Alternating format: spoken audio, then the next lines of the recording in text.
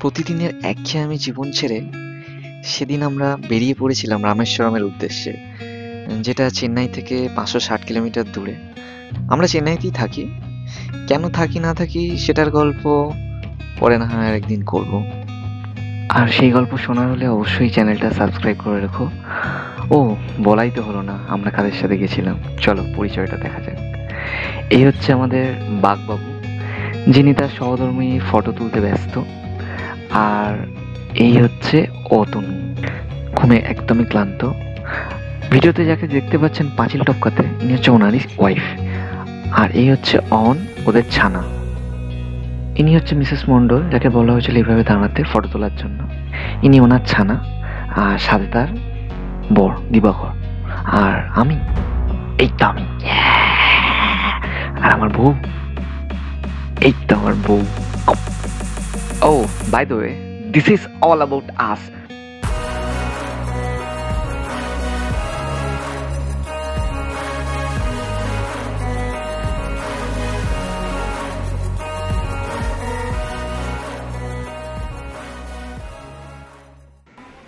Train প্ল্যাটফর্মে দিতেই আমরা একদম নাচতে নাচতে ট্রেনে উঠছি। ট্রেন আমাদের কারেক্ট টাইমে ছিল। তাম্বারাম থেকে ট্রেন ছিল সন্ধে 6টা 10 নাগাদ। ট্রেন আমাদের ছেড়ে দিয়েছে। তো এই হচ্ছে আমাদের অহনবাবু। হ্যালো। তো বাইরের সৌন্দর্য উপভোগ করতে করতে আমরা চলছি রামেশ্বরমের উদ্দেশ্যে। তো হঠাৎ মাথায় কি খেয়াল এলো, আমাদের বাঘবাবু বলে উঠলো, এই এটা গান করতো ভাই। আমি বললাম, গান? খুব একটা ভালো গান গাই না। বাঘবাবু বললো যে, আরে যেমন পারিস গান, কি হয়েছে, আমার বাঘিনীও তো আছে। তো তারপরেই দেখো যা হচ্ছে।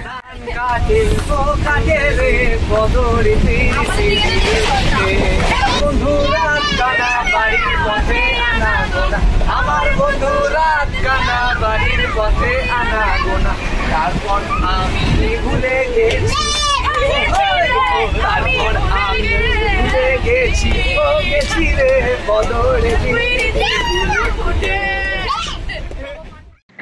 সারা সন্ধে গান টান করে হই হুল্লোড় করে আমাদের সবারই পেটে ছুঁচোয় ডন মারছিল। তো আলটিমেটলি তারপর ডিনারটা সেরে ফেলা হলো ওই রাত 10টা নাগাদ।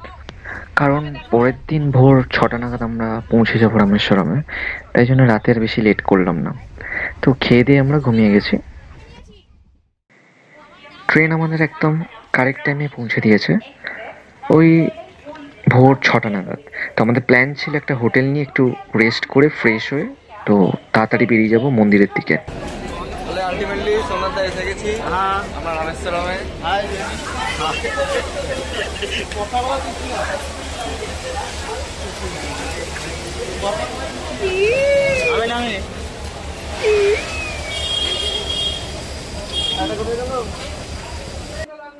তো যেমনটা আমাদের প্ল্যান ছিল, আমরা একটা হোটেল নিয়েছি, একটু ফ্রেশ হয়ে মন্দিরের দিকে বেরিয়ে যাব। চলো তোমাদেরকে এবার মন্দিরটা দেখাই।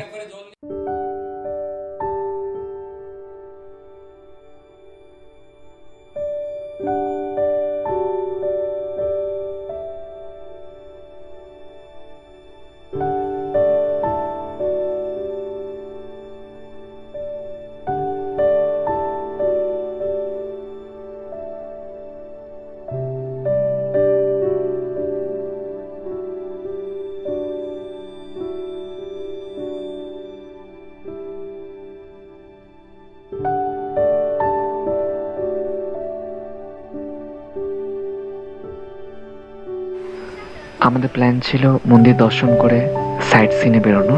তো প্ল্যান মাফিক আমরা তাই করলাম।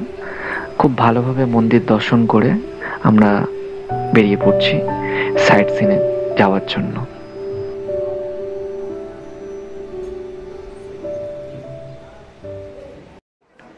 সকাল থেকে আমরা কেউই কিছু খাইনি। স্বভাবতই আমাদের সবারই পেটে ছুঁচোয় ডন মারছিল। তো যার জন্য আমরা একটা রেস্টুরেন্টে গিয়ে কিছু ব্রেকফাস্ট করলাম, যেমনটা তোমরা দেখতে পাচ্ছ। এবং আমাদের প্ল্যান, খাওয়ার পর এখান থেকে একটা গাড়ি ভাড়া করে আমরা যে সমস্ত সাইট সিন আছে সেগুলো একটু দেখবো। তো ব্রেকফাস্ট করে আমরা একটা গাড়ি ভাড়া করেছিলাম, যেমনটা তোমরা দেখতে পাচ্ছ। তো আমাদের গাড়ি ভাড়া পড়েছিল 3000 টাকা, এবং যে সমস্ত সাইট সিন আছে সব উনি দেখাবেন, এইভাবেই আমরা ঠিক করেছিলাম। এরপরে কি হলো সেটা জানতে হলে চ্যানেলটা অবশ্যই সাবস্ক্রাইব করে রাখুন, পরের পার্ট খুব শিগগিরই আসছে।